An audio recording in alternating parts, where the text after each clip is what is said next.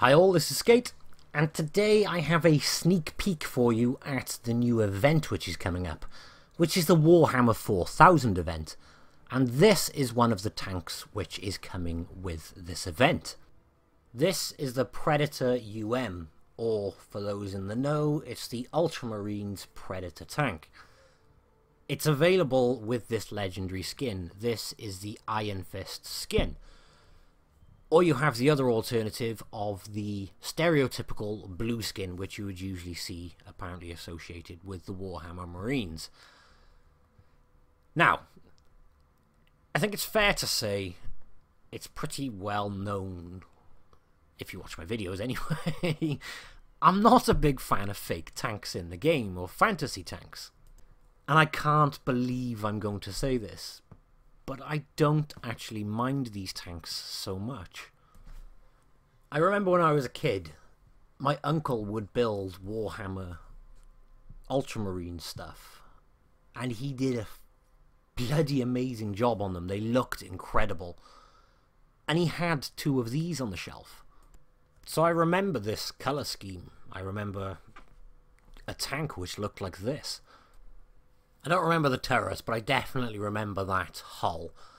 But there was the potential for these things to be ridiculously vulgar, and I'm very thankful that they're not. Don't get me wrong, they're still leery, but they're not as bad as I thought they would be.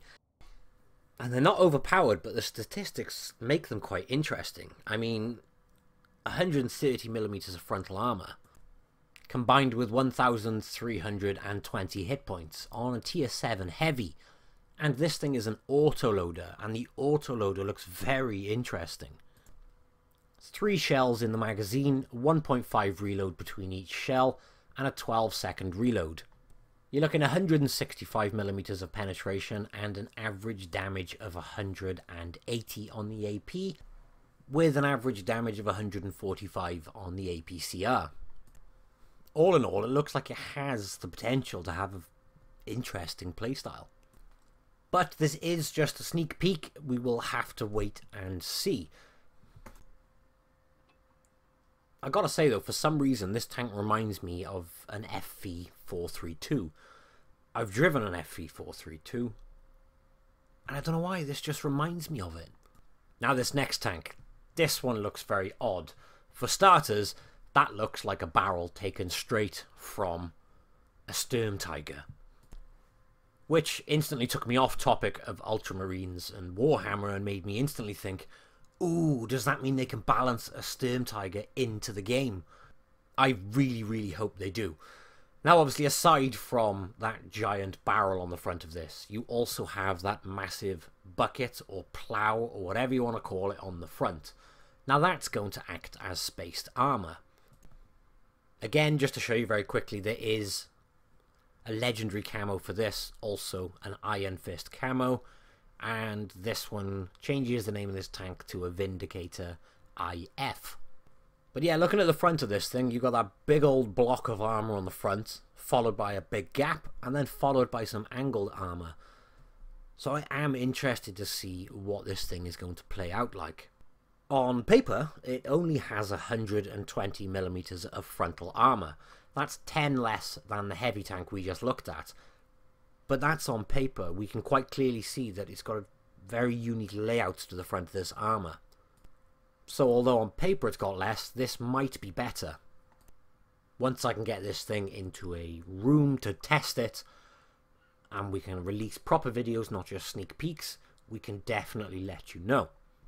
I haven't even mentioned the garage yet. Obviously, as you can quite clearly see by 5 minutes into the video, it's a pretty decent, nice garage.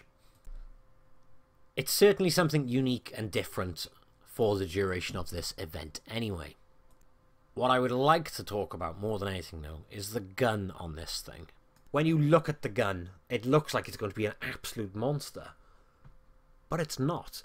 It fires 4 rounds a minute, and the standard ammo is high explosive anti-tank, and the premium ammo is high explosive anti-tank.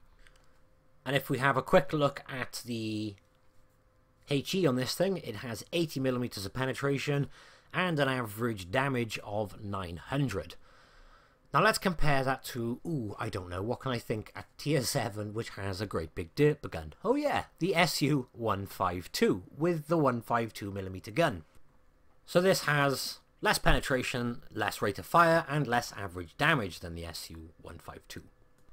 This is all not looking very good for the gun on this tank. At least I don't think so anyway. And it also answers my previous question on, can they balance a Sturm Tiger into the game? The answer's no. I think it's pretty clear from that. Or if it was balanced in, I for one would be disappointed. With a gun that looks like that, I was really hoping to see absolutely massive damage figures and a very poor rate of fire. And there is no reason why it can't happen. Look at the Death Star. You could have a great big derp gun on this and reduce the rate of fire and up the damage. It would certainly be more, well, I know it's a fake tank, but it would be more realistic in terms of the way the gun looks. So that is the 2 new tanks coming in this Warhammer event. And obviously we have the new garage as well, and there is this map. Now does this look familiar to anybody? This is Fort Despair. Obviously reskinned to suit this event. And again, I'll say the same thing about this map as I have about the tanks and the garage. I don't dislike it. It's not too bad. And when you think this is only here for a period of time during the event, it's certainly something different in terms of map anyway. It's going to play the same. Everything isn't exactly the same position. But it's all been reskinned to look different. So it's something quirky and something fresh for a period of time in the game. And I can hands down say I never thought I would say this about fantasy tanks. But I'm intrigued to play these ones.